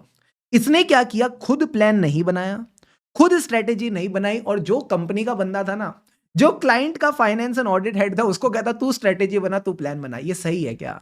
अरे ये सही है क्या? Answer is no sir. Strategy and plan are the responsibility of auditor, वो क्लाइंट की रिस्पॉन्सिबिलिटी नहीं है। तो ये कहता है इसने उससे बनवा ली है। बाद में रियलाइज किया effectiveness of audit is compromised.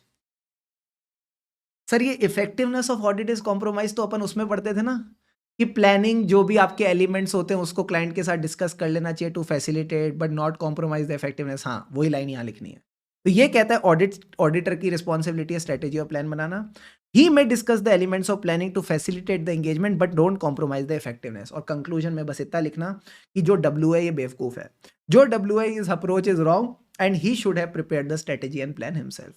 क्या पता इसे 3 नंबर में ऐसा मजेदार सवाल पूछ ले। अब sir last topic that we covered in the today session was planning documentation. पानी के 2 घूंट लगाओ और चैट बॉक्स पे लिखो ready. Come on.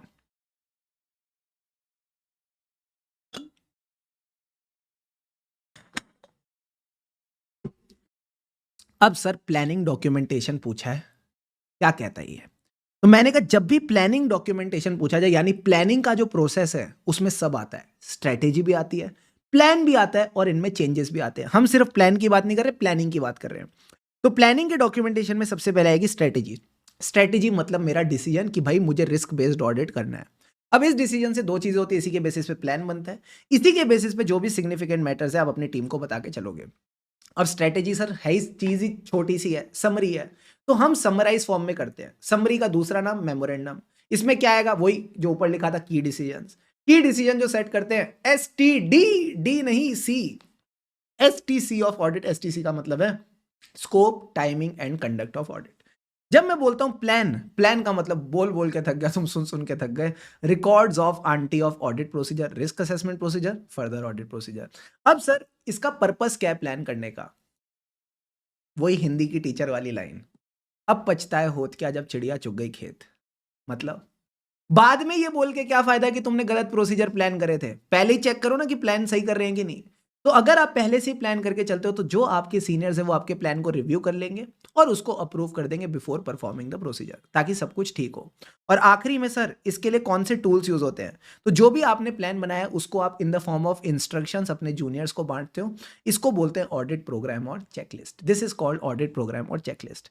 And last point आता है significant changes to the plan and the reasons why the changes were made to the plan and overall audit strategy. तो कुछ नहीं बताना, जब भी आप चेंज करते हो प्लान में तो उसमें क्या होता है? Change in the audit procedure, उसको डॉक्यूमेंट कर लो। क्यों चेंज किया वो 3 रीजंस डॉक्यूमेंट कर लो। कोई भी 3 रीजंस हो सकते हैं, वही जो 3 बताए थे। क्या क्या थे? अनएक्सपेक्टेड इवेंट, उसके बाद क्या हुआ? Change in the condition and audit evidence as a result of audit procedure. और लास्ट में चेंजेस के बाद जो फाइनल प्लान और स्ट्रेटेजी अडॉप्ट हुई वो आपने यहाँ पे लिखनी है। तो 3 चीजें क्या क्या हो गई? Change in the procedure, reasons for change and final plan और स्ट्रेटेजी अडॉप्टेड। क्लियर है? क्लियर है सर।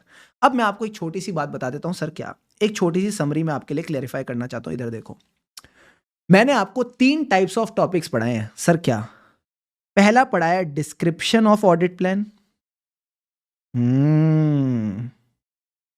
फिर मैंने आज आपको पढ़ाया डॉक्यूमेंटेशन। डॉक्यूमेंटेशन में भी 2 चीजें कंफ्यूजन कर सकती हैं, एक है प्लानिंग की डॉक्यूमेंटेशन, एक है प्लान की डॉक्यूमेंटेशन। मुझे बताओ तीनों में फर्क क्या है? सर मैं बताता हूं। जब बात होगी डिस्क्रिप्शन की तो पूरा आंसर डिस्क्राइब करना है कि प्लान में क्या क्या आता है।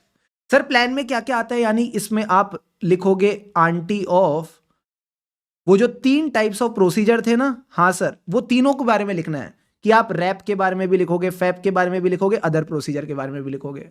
फिर आप बोलोगे इट इज मोर डिटेल्ड। ओ, फिर डिटेल्ड के साथ साथ आप बोलोगे it takes place over the course of audit, और आप इसका एग्जांपल दोगे। यानी आपने पूरा मामला डिस्क्राइब करना है। ठीक है सर, ये डिस्क्रिप्शन का क्वेश्चन है। उसके बाद जब डॉक्यूमेंटेशन की बात होगी ना तो क्वेश्चन को ध्यान से पढ़ना, प्लानिंग की बात कर रहा है या प्लान की बात कर रहा है। अगर ये प्लानिंग की बात कर रहा है तो प्लानिंग में तो तीनों चीजें आती है, स्ट्रेटेजी भी आता है, प्लान भी आता है और चेंजेस भी आते हैं। Got it sir. बट अगर सिर्फ प्लान की बात हो रही है, अगर सिर्फ प्लान की बात हो रही है तो 3 पॉइंट आएंगे सर। क्या? It is a record, record of RAP, record of FAP. फिर इसका पर्पस आ जाएगा, purpose that it can be reviewed and approved before audit, and आखिरी में आप इसके टूल्स की बात करके चलोगे। क्या पूरी की पूरी चीजें सिंथेसाइज हो गई? Is everything crystal clear to all of you? Answer is yes sir, सब कुछ एकदम क्लियर है। Another revision session of this chapter 2, audit, planning, strategy and programme. और इस रिवीजन सेशन में हम प्रोग्राम की बात करने वाले हैं। That is the last stage of the chapter. अब सर प्रोग्राम का क्या मतलब है, ध्यान से समझना। अब एक ऑडिटर को बैलेंस शीट चेक करनी है, ठीक है सर। बैलेंस शीट में आता है PP, investment, debtor, inventory, cash. क्या ये सारे के सारे आइटम एक ही बंदा चेक करेगा? मैंने कहा नहीं, बंटवारा कर दो, बंटवारा कर दो। मैंने कहा यानी पीपी इन्वेस्टमेंट्स को मैंने दे दिया ए को, डेटर को मैंने दे दिया बी को, इन्वेंट्री और कैश को दे दिया मैंने सी को, ठीक है सर। अब बी की बात करते हैं। अब जब मैंने बी को काम दिया है तो क्या मुझे ये भी बताना पड़ेगा काम कैसे करना है? हाँ सर, इसी को ऑडिट प्रोग्राम कहते हैं। यानी ऑडिट प्रोग्राम का क्या मतलब है? जो इंस्ट्रक्शंस मैं बी को दूंगा, किसके लिए? डेटर चेक करने के लिए। यानी इन इंस्ट्रक्शंस में बताऊंगा कि भाई बी सुनना, अरे बी सुनना, तेरे को ये प्रोसीजर करने हैं। डेटर से कंफर्मेशन ले लेना, जो सेल्स हुई थी उनके इनवॉइस चेक कर लेना, बैंक की जो रिसीट्स आई हैं डेटर से जो पैसा आया वो चेक कर लेना, प्लस जो भी डेटर के प्रोविजन से इसकी टेस्टिंग कर लेना। ये सब करके एविडेंस इकट्ठा कर लेना, ये सब करके एविडेंस इकट्ठा कर लेना, इसी को बोलते हैं ऑडिट प्रोग्राम। तो अगर इस बात को मैं अंग्रेजी में लिखूं, एकदम फ्लो में चलना, ये क्या कहता है? Audit programme consist of a series of verification procedure. ये प्रोसीजर मैं किस पे अप्लाई करता हूं? These are applied on the financial statements and accounts of the company.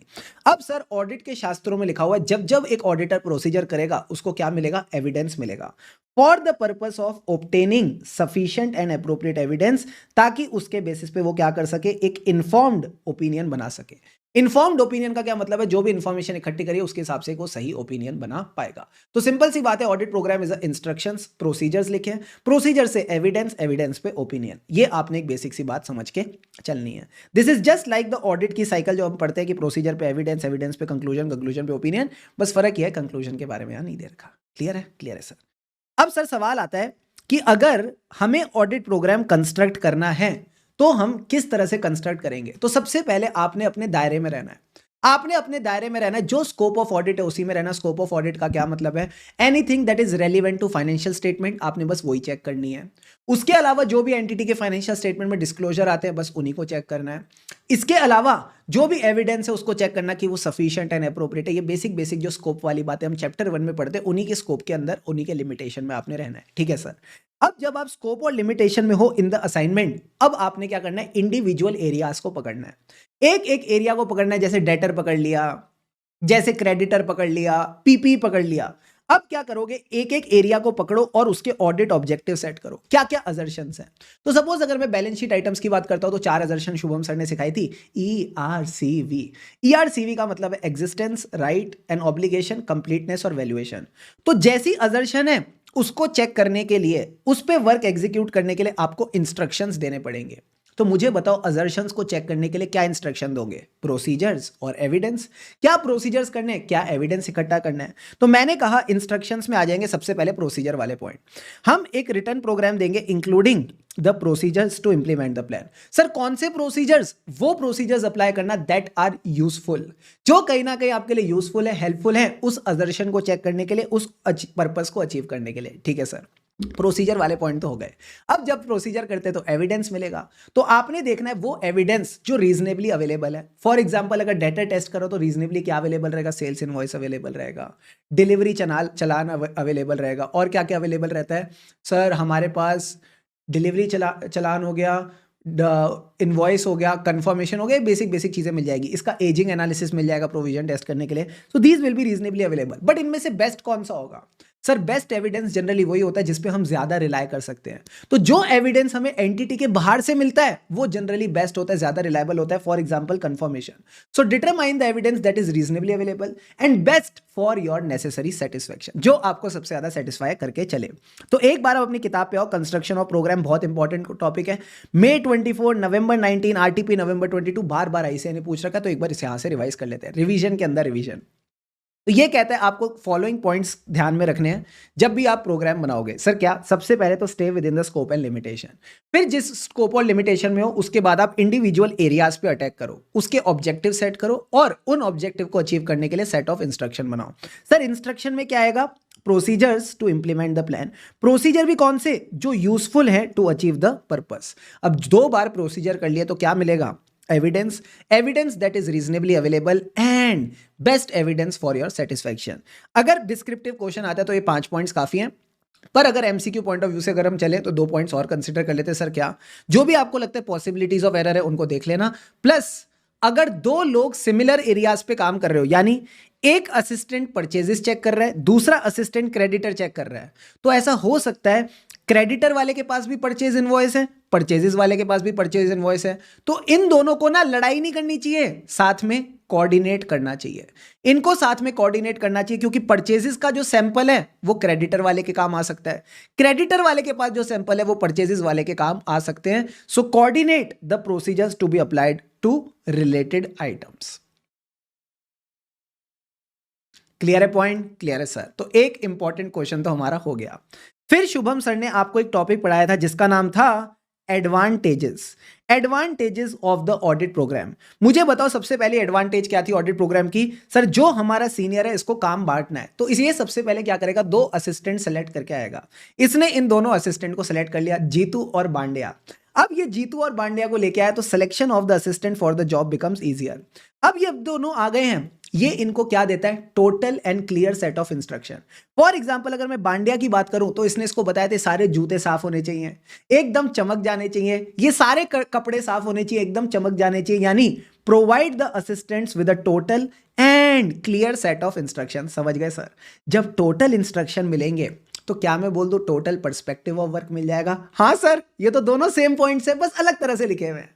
Total instruction देके हमें मिल गया total perspective of the work to be perform.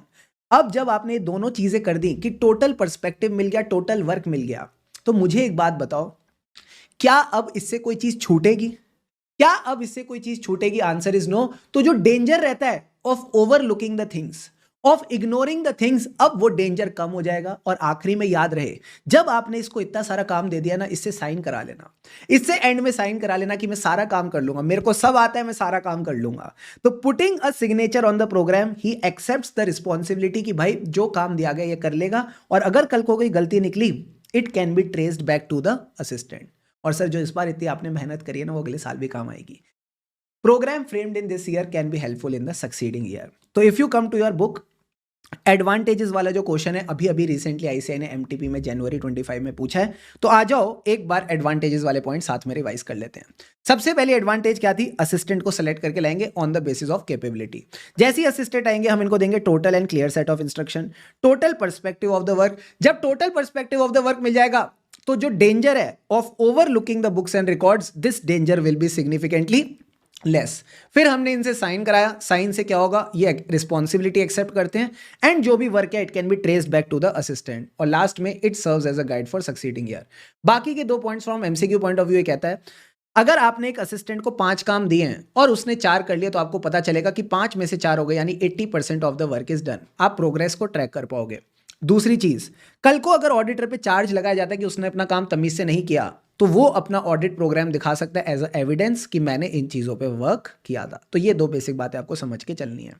Sir अब किसी चीज की अगर एडवांटेजेस हैं तो डिसएडवांटेजेस भी होंगी। मुझे बताओ ऑडिट प्रोग्राम की डिसएडवांटेजेस क्या थी? What were the disadvantages of program? Sir वो एक जैसे वर्ड्स, वो एक जैसे वर्ड, कोई मैकेनिकल। अब जो मैकेनिकल है, रोबोटिक है, वो बड़ा इनफ्लेक्सिबल होगा। हाँ सर, वो बड़ा रिजिड होगा। Yes sir. तो मैकेनिकल, रिजिड, इनफ्लेक्सिबल। सारे बच्चे बोलो मेरे साथ, मैकेनिकल, रिजिड, इनफ्लेक्सिबल। तो मैंने कहा मैकेनिकल, रिजिड और इनफ्लेक्सिबल का क्या मतलब है? ध्यान से पूरा का पूरा कॉन्सेप्ट समझते हैं डिसएडवांटेजेस का। ये कहता है कि अगर आप ऑडिट प्रोग्राम यूज करते हो तो work can become mechanical. Mechanical का मतलब है असिस्टेंट रोबोट की तरह काम करेगा, गधे की तरह काम करेगा, बिना दिमाग लगाए, बिना दिमाग लगाए, without understanding what is the purpose of the work he is doing. Work can become mechanical and program may be carried out without understanding the objective. ठीक है सर। अब जो मैकेनिकल बंदा है वो कैसा है, रिजिड और इनफ्लेक्सिबल। रिजिड और इनफ्लेक्सिबल हम किसके लिए यूज करेंगे, बट प्रोग्राम के लिए यूज करेंगे। तो ये कहता है प्रोग्राम कैन बिकम रिजिड और इनफ्लेक्सिबल, मतलब आप इसको चेंज ही नहीं कर रहे, you are just following the set grooves, जैसा चल रहा था वैसा ही चलाते जा रहे हो। सर इसमें दिक्कत क्या है, इसमें दिक्कत है कि बिजनेस में change but the program is still the same. Business में change but the program is still the same, but still the old program is carried on. तो आपने 2 पॉइंट्स ध्यान रखने हैं, क्या, work can become mechanical and program can become rigid और inflexible. इसके बाद के 2 पॉइंट्स क्या थे, सर 2 तरह के असिस्टेंट हैं जो ये प्रोग्राम पे काम करते हैं, एफिशिएंट और इनएफिशिएंट। जो इनएफिशिएंट असिस्टेंट है ना, वो अपनी नाकामियों के लिए क्या करते हैं ना, इस प्रोग्राम के पीछे छुप जाते हैं। तो फॉर एग्जाम्पल मेरा एक असिस्टेंट था जिसका नाम है समय। समय बड़ा ही अच्छा बच्चा है हमारे बैच का। इसने क्या किया ना, इसको भेजा गया था एंटिटी के इन्वेंट्री काउंट के लिए। अब बोला गया था वहां जो भी इन्वेंट्री हो देख लेना, बट इसका जो प्रोग्राम था उसमें लिखा था वेयर हाउस की इन्वेंट्री देख लेना। अब वेयर हाउस के साइड में ही एक फैक्ट्री थी कंपनी की, वहां पे उससे डबल इन्वेंट्री पड़ी थी, 10 टाइम्स इन्वेंट्री पड़ी थी। वेयर हाउस में तो 1 लाख की थी, फैक्ट्री में 10 लाख की थी। इसने फैक्ट्री की इन्वेंट्री देखी ही नहीं, कहता है प्रोग्राम में लिखा थोड़ी था। तो अगर कोई इनएफिशिएंट असिस्टेंट होगा तो वो क्या करता है, वो प्रोग्राम के पीछे शेल्टर ले लेता है। वो कहीं ना कहीं अपनी डेफिशिएंसीज को डिफेंड करने की कोशिश करता है। वाह क्या बढ़िया वर्ड है। वो अपनी डेफिशिएंसीज को डिफेंड करने की कोशिश करता है, ये कह के कि no instruction was there in the program. ठीक है सर। और एफिशिएंट असिस्टेंट क्या होता है सर, उसकी एफिशिएंसी को तो हम खत्म ही कर देते हैं। अगर आपने एक हार्ड एंड फास्ट प्रोग्राम बना दिया ना कि जैसा लिखा है वैसे ही करना है, उसके अलावा कुछ नहीं करना है, तो क्या होगा ना सर, जान ले ली जाएगी। किसकी जान ले ली जाएगी, it will kill the initiative. It will kill the initiative of efficient and enterprising assistant. बस इतनी सी बात आपको समझ के चलनी है।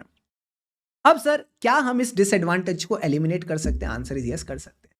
कैसे, सबसे पहले तो सीनियर को सुधारो। मैंने कहा सीनियर को कैसे सुधारें, याद है ऊपर एक डिसएडवांटेज बताई थी कि बिजनेस तो बदल गया बट प्रोग्राम नहीं बदला।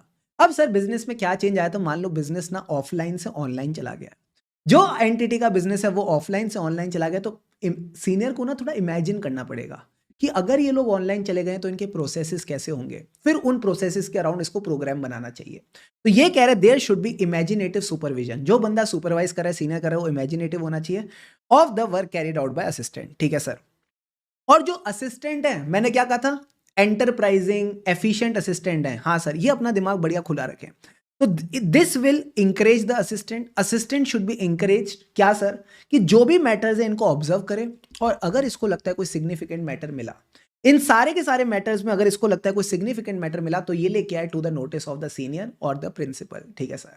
अब एक बात बताओ, जब जूनियर सीनियर के पास जाएगा तो क्या सीनियर इग्नोर कर दे, चल हट, या फिर इसने जो बात बोली उसको अच्छे से रिसीव करे, यानी the senior should also have a receptive attitude toward the assistant. तो 3 स्टेप फ्लो में चलना, मजा आ जाएगा। सबसे पहली चीज क्या थी, imaginative supervision of the assistant. Second thing क्या थी, असिस्टेंट भी चीजों को अच्छे से ऑब्जर्व करे, अगर कोई सिग्निफिकेंट मैटर मिलता है तो सीनियर पास लेके आए। एंड थर्ड पॉइंट इज, जब वो लेके आता है तो उसका भी रिसेप्टिव एटीट्यूड होना चाहिए, चीजों को अच्छे से रिसीव करे। क्लियर है बॉस, क्लियर है सर। इसके बाद हमने इसी का एक क्वेश्चन भी किया था। सर क्वेश्चन कौन सा किया था, अगर आप अपने क्वेश्चन बैंक पे आओ, तो सर क्वेश्चन बैंक में if I talk about question number 14 अगर आप करोगे ना तो सर सबसे नकली क्वेश्चन है। ऊपर पूरा रायता फैला रखा और लास्ट लाइन में सीधा पूछ रखा है what are the advantages of audit. तो सीधा पहले लास्ट लाइन पढ़ा करो, उसी से क्लियर हो जाता है क्या पूछना चाह रहा है। तो एडवांटेजेस में जो एडवांटेज बताई वो सीधा आ जाएंगी। ठीक है सर। फिर अगला क्वेश्चन है क्वेश्चन 15। इसका जो MTP September 24 स्टडी मटेरियल का क्वेश्चन है, एकदम क्लासिक क्वेश्चन है। ये कह रहा है कि कुछ डिसएडवांटेजेस होती हैं ऑडिट प्रोग्राम में, तो आपने पहले इस आंसर में डिसएडवांटेज लिखनी है।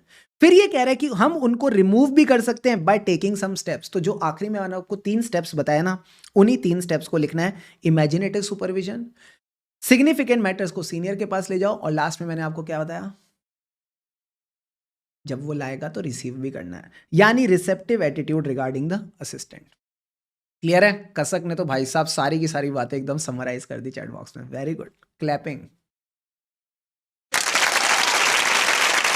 बस सर इसके बाद तो सर मरियल टॉपिक पढ़े थे, एकदम मरियल इजी टॉपिक पढ़े थे। मुझे बताओ क्या मैं सारे बिजनेस के लिए एक ही प्रोग्राम बना सकता हूं, आंसर इज नो। सर क्यों, क्योंकि देयर आर वेरिएशन।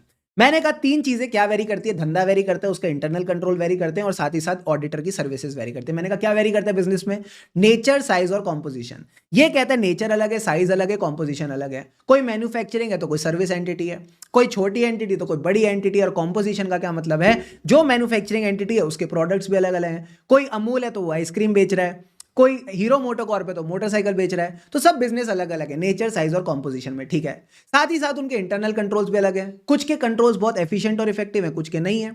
तो ये भी आपको ध्यान रखना है। एंड तीसरी चीज ये बोलता है ऑडिटर की जो एग्जैक्ट नेचर ऑफ सर्विसेज है ये भी बदल जाती है, क्योंकि बिजनेस अलग है तो ऑडिटर की सर्विस भी बदल जाती है। फॉर एग्जांपल, अगर किसी का मैन्युफैक्चरिंग एंटिटी रहेगी तो आपको इन्वेंट्री काउंट पे जाना पड़ेगा, सर्विस में नहीं भी जाना पड़ेगा। तो ये आपको बस ध्यान रखना है, तीन चीजें बदलती हैं। क्या, धंधा बदलता है, बिजनेस, और यू कैन से बिजनेस के इंटरनल कंट्रोल, और बिजनेस इंटरनल कंट्रोल का जो आप ऑडिट करते हो उसकी सर्विसेज बदल जाती हैं, क्योंकि ये तीन चीजों में वेरिएशन है। Evolving one program for all is not practicable. Easy easy sir. अब इसी कॉन्सेप्ट को मैंने यूज किया, और आईसीआई का एक क्वेश्चन सॉल्व कर दिया। क्या बात कर रहे हो सर? हाँ, आईसीआई ने इस क्वेश्चन में क्या पूछ रखा था कि आपने पी को सजेस्ट करना है, कि कौन से मैटर कंसीडर करें while preparing the audit program. तो ऑडिट प्रोग्राम प्रिपेयर करना बोल दो, डेवलप करना बोल दो, कंस्ट्रक्ट करना बोल दो, वही जो 5 पॉइंट्स है कंस्ट्रक्शन वाले इसमें आ जाएंगे, ठीक है सर। उसके बाद ये कहता है कि दो एंटिटीज हैं, टाइम लिमिटेड और बेक्स लिमिटेड, दोनों का धंधा अलग है। आर कहता है सेम प्रोग्राम यूज कर लो, पी कहता है सेम प्रोग्राम यूज नहीं होगा। तो जब दो धंधे अलग है तो आप सेम प्रोग्राम यूज नहीं करोगे। तो ये पूछता है क्या पी सही है in suggesting a different audit program. Answer is yes, P सही है। बट पी सही है लिखना काफी नहीं होगा, वही 3 पॉइंट्स आपने लिखने हैं। Nature, size and composition of business is different, internal controls की efficiency is different, and last में आप बोलोगे nature of services is different for the auditor. Due to these differences, due to these variations, one audit programme is not possible, he should draft a different program. Clear है boss? Clear है sir. तो ये आपको बस ध्यान रखना है। अब कई बच्चे ना थोड़ा घबरा जाते हैं, सर इतना बड़ा आंसर लिखना पड़ेगा। अगर आप एक पेज में लिखने की कोशिश करो ना, 5 पॉइंट आपको कंस्ट्रक्शन के लिखने हैं, 3 पॉइंट आपको ऑडिट प्रोग्राम के लिखने हैं, बस ये 8 पॉइंट अगर आप लिखोगे ना तब भी पूरा पेज नहीं भरेगा, तो ऐसा कोई बड़ा आंसर नहीं है। नजरिया बदलो, थोड़ा सा नजरिया बदलो तो चीजें बदलेंगी, ठीक है। हल्की चीजें हैं यार, रिलैक्स करके करो प्रॉपरली। अब आओ नेक्स्ट टॉपिक पे। सर नेक्स्ट टॉपिक कौन सा था? सर वो था assistant should be encourage to keep an open mind. तो इसमें हमने क्या पढ़ा? मैंने आपको बस इतना बताया कि जो बिजनेस है ना, ठीक है सर, उसका नेचर, साइज एंड कॉम्पोजिशन, जो इंटरनल कंट्रोल है उसकी एफिशिएंसी या उसके ऑपरेशंस, जो ऑडिटर का स्कोप है, नेचर ऑफ सर्विसेज है, इनको ध्यान में रखते हुए आप एक मिनिमम एसेंशियल वर्क डिसाइड कर लो कि इतना तो करना ही है, उसको हम स्टैंडर्ड प्रोग्राम बोलेंगे। ये जो 3 पॉइंट्स है मैंने ऊपर से चुराए हैं, जो ऊपर 3 पॉइंट दे रखे थे उन्हीं को चुरा के मैंने आंसर बना लिया, ठीक है सर। अब ये कहता है जो स्टैंडर्ड प्रोग्राम आप असिस्टेंट को दोगे वो उसमें कुछ एडिशंस, कुछ डिलीशंस कर सकता है। अगर उसको लगता है कोई सिचुएशन रेलिवेंट है उसको ऐड ऑन कर दे, अगर उसको लगता है कोई सिचुएशन इररेलिवेंट है तो उसको हटा दे। सर रेलिवेंट है मतलब as the experience is gained and he feels something is relevant which was originally left out, तो इट मे बी इंक्लूडेड, वो उसको इंक्लूड कर सकता है ऑल्टर करके। बट अगर उसको लगता है there is something which is unnecessary और इररेलिवेंट, तो फिर वो सिचुएशन को ड्रॉप भी कर सकते हैं। फॉर एग्जाम्पल एंटिटी के पास कैश ही नहीं है तो कैश काउंट करने की जरूरत नहीं है। तो ये बेसिक बात के बाद बस आपने कंक्लूड कर देना है, कीप एन ओपन माइंड। और अगर आपको कोई सिग्निफिकेंट मैटर मिलता है bring it to the notice of your senior. अगर पार्टनरशिप फर्म है तो टॉप पे कौन रहता है? पार्टनर। और अगर प्रोपराइटर है तो टॉप पे रहता है प्रोपराइटर। इनको बता देना, इनको आप बस बता देना। एंड इसी पे we did our question number कौन सा? मैंने कहा क्वेश्चन नंबर 16, MTP सितंबर 24। यहां पे क्या हुआ था सर? यहां पे भी एक स्टैंडर्ड प्रोग्राम बना के दे दिया गया था असिस्टेंट को, और असिस्टेंट ने स्टैंडर्ड प्रोग्राम के हिसाब से काम कर दिया। तो बताओ असिस्टेंट सही है? आंसर इज नो, असिस्टेंट नालायक है। असिस्टेंट नालायक क्यों है सर? इसको स्टैंडर्ड प्रोग्राम में ऑल्टरेशन भी तो करनी चाहिए थी। अगर कोई सिचुएशन लगती है इसको रेलिवेंट है तो इसको इंक्लूड कर देनी चाहिए थी, इसको कहीं ना कहीं इसको इंक्लूड कर देना चाहिए था। Answer is yes. अगर लगता है कोई वर्क अननेसेसरी है, इररेलेवेंट है, इसको ड्रॉप कर देता। तो मेनली इसको ओपन माइंड रखना था और सिग्निफिकेंट मैटर्स को रिपोर्ट करना था टू द सीनियर्स। तो कंक्लूड भी यही करेंगे, attitude is not justified, keep an open mind. ठीक है, आपसे भी मेरी ये रिक्वेस्ट है, जब भी कोई टॉपिक पढ़ो, जब भी कोई क्वेश्चन करो, एकदम ओपन माइंड के साथ करो, तो फिर सब सही होगा। तो लास्ट पार्ट में मैंने क्या किया, मैंने आपको एक टॉपिक पढ़ाया जिसका नाम है periodic review of the audit program. अब इस टॉपिक को हम क्यों पढ़ते, कैसे पढ़ते, एक बार फील समझना। सबसे पहले आपको जब ऑडिट प्रोग्राम पढ़ाया जा रहा था तो याद है उसमें मैंने एक डिसएडवांटेज पढ़ाई थी सर, क्या? The disadvantage was it is very rigid and inflexible. ये चेंज ही नहीं होता, मतलब बिजनेस चेंज हो रहा है बट फिर भी ओल्ड प्रोग्राम कैरी ऑन हो रहा है। So this was the disadvantage. इसी डिसएडवांटेज के साथ डील करने के लिए हमने कहा कि आप करा करो periodic review of the program. अब इतना बड़ा टॉपिक देख के डर मत जाना, फ्लो में चलेंगे, मजा आएगा, ठीक है सर। तो सबसे पहले सवाल अपने आप से पूछो, why do we need to do the periodic review of program? तो ये कहता है असेस करने के लिए, कहीं ना कहीं असेस करने के लिए कि आज भी क्या ये कंटिन्यू करता है to be adequate for obtaining. मुझे बताओ ऑडिट में हमें क्या चाहिए सर? एविडेंस और इन्फॉर्मेशन।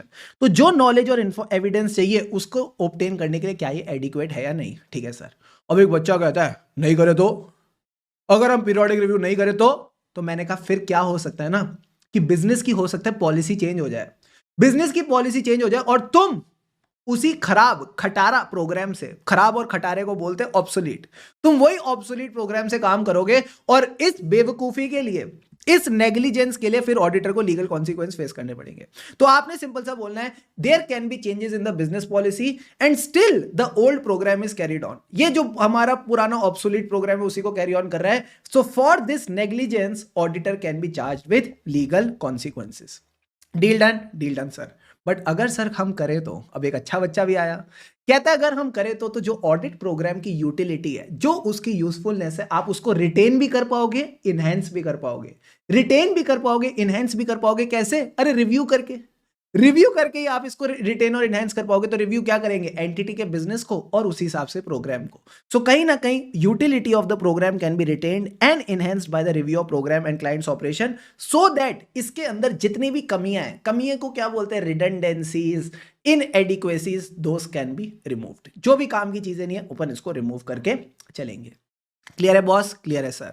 यहां तक आपका आंसर मोस्टली कंप्लीट हो जाता है। बस एंडिंग में हमने इस आंसर में क्या बुलाया? एक सीनियर बुलाया, एक जूनियर बुलाया। मुझे बताओ सीनियर का काम क्या होता है ऑडिट प्रोग्राम में? इंस्ट्रक्शन देना।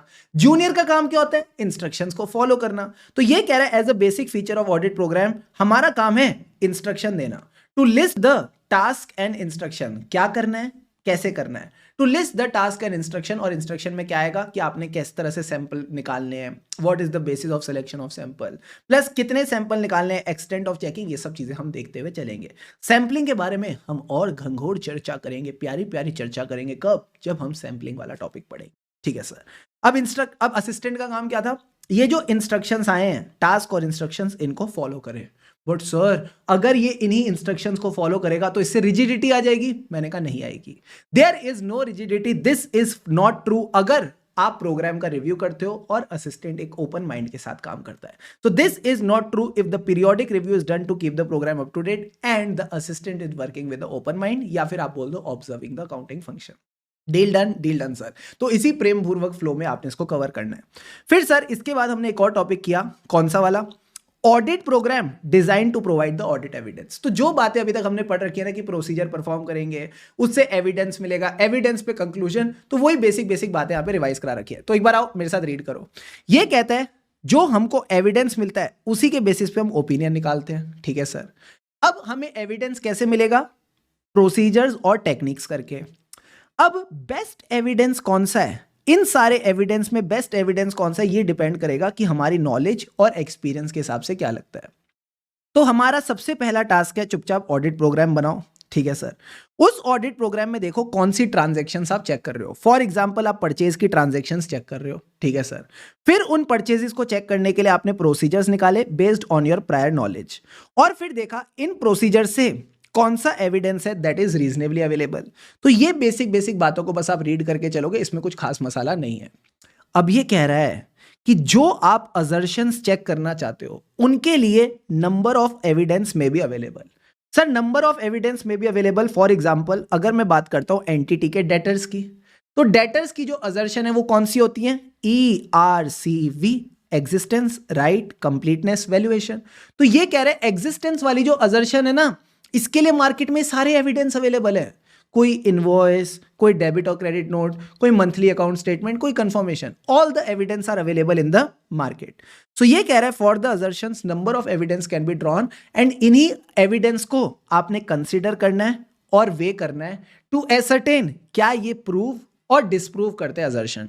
सर प्रूव करते असर्शन मतलब फॉर एग्जांपल मैंने इनवॉइस लिया तो उससे पता चलेगा डेटर एग्जिस्ट करता है या नहीं करता है। कम ऑन, डेटर एग्जिस्ट करता है मतलब प्रूफ असर्शन, एग्जिस्ट नहीं करता है टू डिसप्रूव द असर्शन। ठीक है सर, अब जो आपने ये एविडेंस लिए इनमें से देखो कौन सा एविडेंस है जो आपको हाईएस्ट सेटिस्फैक्शन देता है अबाउट द एप्रोप्रिएटनेस और इनएप्रोप्रिएटनेस ऑफ द असर्शन। तो मैंने आपको बोला था इन सारे एविडेंस में से मैं हाईएस्ट वेट देता हूं उस एविडेंस को जो हाईएस्ट सेटिस्फैक्शन देता है about the assertion. For example अगर मैं इन सारे एविडेंस की बात करूं, sales invoice, debit note, credit note, monthly account statements, किसी भी डेटर को चेक करने के लिए, ये सब पीडीएफ फॉर्मेट में होते हैं तो इनमें चेंजेस हो सकते हैं, बट अगर मुझे डेटर से डायरेक्टली कंफर्मेशन मिल रही है एज अ ऑडिटर तो ये मुझे हाईएस्ट सेटिस्फैक्शन देगा। क्या ये बेसिक सा कॉन्सेप्ट सबको क्लियर है? हाँ सर, तो इसको बस आप रीड करके चलोगे। अब सवाल है कि इस पे सवाल क्या आ सकता है, तो इस पे सवाल ऑलरेडी आपके क्वेश्चन बैंक में दे रखा है। अगर आप आओ क्वेश्चन नंबर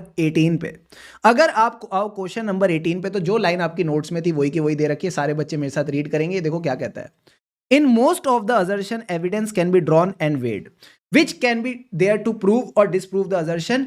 प्लस जो आप एविडेंस लेते हो वो कहां से लेते हो? वैरायटी ऑफ फील्ड से। इसको एनालाइज करो। तो मैंने कहा एनालाइज कुछ नहीं करना, जो क्वेश्चन की लाइन दे रखी है उसी को लिख दो। और वैरायटी ऑफ फील्ड्स के लिए आपको पता होना चाहिए what are the variety of field जहां से हम एविडेंस ले सकते हैं। तो इसके लिए हमने क्या ध्यान रखा था सर? इसके लिए हमको बस इतना पता होना चाहिए वैरायटी ऑफ फील्ड्स कहां कवर होती हैं? इंटर की एग्जामिनेशन में। जो हमारी इंटर की एग्जामिनेशन होती है वहां पे वैरायटी ऑफ फील्ड्स कवर होती हैं। तो एक ही स्टेटमेंट याद रखना, इंटर की एग्जामिनेशन। सर स्टेटमेंट का क्या मतलब है? जो स्टेटमेंट्स मैनेजमेंट और एम्प्लॉयज ने दिए यानी कंपनी के अंदर के लोग, जो स्टेटमेंट्स और एक्सप्लेनेशन थर्ड पार्टीज ने दिए यानी बाहर के लोग। फिर मैंने कहा था इंटर की एग्जामिनेशन, इंटर का मतलब है internal controls and internal checks, यहां से एविडेंस मिल सकता है। Inter relationship between the accounting data, और एग्जामिनेशन का मतलब है डॉक्यूमेंट्स एग्जामिन करना या फिर एसेट्स जैसे कि इन्वेंट्री और पीपीई को फिजिकली एग्जामिन करना। क्लियर है ये 4-5 एग्जांपल्स? Yes sir. इसी के बाद हमने 3 एग्जांपल और डिस्कस करे थे। बताओ क्या? Cash in hand. Cash in hand को चेक करने का सबसे बढ़िया तरीका है काउंट कर लो। अगर कोई इन्वेस्टमेंट आपने बैंक के पास गिरवी रखवा रखी है, प्लेज करवा रखी है कोई लोन लेने के लिए, तो आप बैंकर का सर्टिफिकेट ले सकते हो। अगर आपके कोई डेटर्स हैं तो डेटर्स के लिए मैंने आपको ऑलरेडी बता दिया क्या क्या मार्केट में एविडेंस अवेलेबल है। Invoice, debit note, credit note, monthly account statement for the customer, सबको हम साथ में ले सकते हैं। ठीक है सर, बट हम बैलेंस कंफर्मेशन क्यों करते हैं? ताकि हमें ग्रेटर सेटिस्फैक्शन मिले। इसके बाद जो दे रखा है इसको आप इग्नोर भी करके चलोगे तो काम हो जाएगा। तो यहां पे आपका पूरा का पूरा ये वाला टॉपिक कवर हो जाता है। लास्ट में मैंने आपकी जो मन की मनोकामना थी वो क्या थी? सर हमको एक ऑडिट प्रोग्राम दिखा दो ना, हमको एक audit program as a sample दिखा दो ना। तो ये हमने ऑडिट प्रोग्राम डिस्कस किया था। पहले सेल्स की बात की थी, फिर परचेजेस वाली। तो सेल्स के केस में सर सबसे पहले क्या आएगा? मैंने कहा सबसे पहले तो आपने लिखना है एंटिटी का नाम जिसका आप ऑडिट कर रहे हो। So name of the concern, for example fine industry. फिर आएगा फाइनेंशियल ईयर जो भी है, इसमें हमने एग्जांपल में ले लिया 21-22। फिर आप बताओगे इस प्रोग्राम को प्रिपेयर किसने किया, अप्रूव किसने किया, रिव्यू किसने किया। यानी prepare, review and approved by whom, उनके नाम और उनकी डेट आ जाएगी। ठीक है sir. Then only thing you need to write is the nature of procedure. इस प्रोसीजर में आपने कितने सैंपल चेक करे, ये कैसे डिसाइड किया कि इतने सैंपल चेक करने, यानी basis of sampling and the done by, किसने ये काम किया है। अब सर एक बात बताना, लॉजिकली चलना, कॉन्सेप्चुअली चलना, मजा आएगा। अगर मैं एंटिटी की सेल्स चेक कर रहा हूं तो ये कौन से अकाउंट्स पे इंपैक्ट डालेगी? सेल्स अकाउंट पे इंपैक्ट डालेगी। Yes sir. प्लस सेल्स किसको होती है? कस्टमर को, जो कि मेरा बायर है, उसके अकाउंट पे इंपैक्ट डालेगी। तीसरा इन्वेंट्री पे। तो आप बोलोगे we will vouch the sales invoices from the records of the concern. ठीक है सर। रिकॉर्ड्स के साथ साथ क्या है कि बुक्स ऑफ अकाउंट, जो सेल्स का अकाउंट है। ठीक है। सेल्स के अकाउंट के बाद मैंने क्या कहा था? बायर, यानी accounts of the buyer, plus हमारे स्टॉक रिकॉर्ड्स पे भी इंपैक्ट आएगा, इन्वेंट्री पे भी। और क्या मोदी जी तुमको माल निकालने देंगे फैक्ट्री से बिना किसी बिल के? नहीं सर, एक बिल जनरेट करना पड़ता है जिसको बोलते हैं ई वे बिल। तो आप ई वे बिल पोर्टल से ई वे बिल चेक कर सकते हो। सिंपल। इसी से मिलता जुलता क्वेश्चन आईसीएआई ने पूछा था आपके आरटीपी में 24 में। अब इसमें क्या था सर? इसमें भी हमको सैंपल ऑडिट प्रोग्राम ड्राफ्ट करना है, बट किसके लिए? परचेजेस के लिए। इन परचेजेस में इन्होंने एक स्पेशल बात दे रखी है कि हम जीएसटी रजिस्टर्ड टैक्स पेयर हैं, तो जो भी परचेज इनवॉइस हैं उनको आप जीएसटी पोर्टल से भी देख पाओगे, बस ये एडिशनल बात ध्यान रखनी है। तो अगेन परचेज को हम परचेज रिकॉर्ड से देख लेंगे, कम ऑन, हम परचेज इनवॉइस को परचेज रिकॉर्ड से देख लेंगे। परचेज रिकॉर्ड्स के बाद किस किस पे इंपैक्ट जाएगा, परचेज अकाउंट पे, परचेज अकाउंट के अलावा सप्लायर पे जाएगा, सप्लायर वाला पॉइंट इन्होंने नहीं लिख रखा। तीसरा इंपैक्ट जाएगा स्टॉक रिकॉर्ड्स पे, तो स्टॉक रिकॉर्ड से देख लेंगे। एंड फोर्थ, वहां पे ई वे बिल की बात की थी, यहां हम जीएसटी पोर्टल से चेक करके चलेंगे। डन डना डन डन डन सर। तो यहां आपका पूरा का पूरा revision along with the question bank of your chapter 2 gets completed। और आखिरी में एक छोटा सा सुविचार, सर क्या, इट ऑलवेज सीम्स इम्पॉसिबल, हमेशा चीजें इम्पॉसिबल ही लगती हैं जब तक हो नहीं जाती।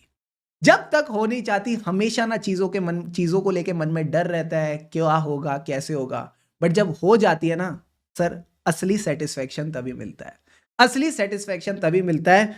तो एक बात बोलूं ना, मार्केट में सबसे बड़ी बीमारी अगर आज की डेट में चल रही है तो सर वो क्या चल रही है, उसको कहते हैं प्रोक्रेस्टिनेशन। प्रोक्रेस्टिनेशन सर, प्रोक्रेस्टिनेशन का क्या मतलब है, चीजों को टालना। और हम चीजों को टालते भी पता है किस लिए, क्योंकि उनसे डर लगता है। फॉर एग्जाम्पल, मैं अकाउंट्स के क्वेश्चंस प्रैक्टिस कर रहा हूं, मुझे कोई क्वेश्चन का डर बैठ गया, मैंने उसको टाल दिया। मैं कॉस्टिंग के कोई क्वेश्चंस प्रैक्टिस कर रहा हूं, कॉन्सेप्ट देख रहा हूं, मैं अरे इतना बड़ा क्वेश्चन है, देखते ही डर गया, उसको टाल दिया। ऐसा लग रहा है इम्पॉसिबल है, मेरे से तो हो ही नहीं पाएगा। दोस्त, उसके साथ थोड़ी देर बैठ के तो देखो, उसको थोड़ा सॉल्व करके तो देखो, चीजें होती हैं। बट कैसे, करने से। अनलेस यू डू देम, होंगी कैसे, ऐसा सोचो जरा। अरे आपने करा ही नहीं और मन में सोचा ऐसे हो जाएंगी क्या, नहीं सर। तो जब तक आप चीजें नहीं करोगे ना, हमेशा ऐसे मन में डर रहेगा, अरे मेरे से होगी नहीं। But once you do them ना, यू गेट टू नो यार हो तो रही है। फिर जब उसको सेकेंड टाइम करते हैं फिर लगता है यार ये फिर से हो गई, वाओ इजी है, एंड फिर धीरे धीरे हो जाती है। अगर आपके पापा ने ऐसा सोचा होता बचपन में कि यार इसको साइकिल चलवाने का क्या मतलब है, चला ही नहीं पाएगा, तो क्या आप साइकिल चलाना कभी सीखते हैं, नहीं सर। तो हमेशा चीज़ें इम्पॉसिबल ही रहती हैं जब तक आप करते नहीं हैं। तो अपने माइंड को ना बस एक ही बात बोलनी है, हो जाएगा। और जब बोलोगे ना हो जाएगा, तो फिर वो भी रेडी हो जाएगा उस चीज़ को करने के लिए, and you will be done with it. Her topic के बाद हम क्या बोलते हैं, डन डना डन डन। इसी पॉजिटिविटी के साथ, इसी फील के साथ आगे चलते जाओ, and trust me, nothing is impossible. Because किसी ने सही कहा है, इम्पॉसिबल के अंदर भी साफ साफ लिखा है सर क्या, आई एम पॉसिबल। चीजें पॉसिबल हैं, बस अपने अंदर ये जज्बा रखो, अपने अंदर ये फील रखो कि मैं चीजें कर सकता हूं। तो विशिंग यू द बेस्ट, मिलते हैं आपसे अगले सेशन में। तब तक के लिए हम हैं राही ऑडिट के, फिर मिलेंगे चलते चलते। Have an awesome day ahead, keep going inter stars.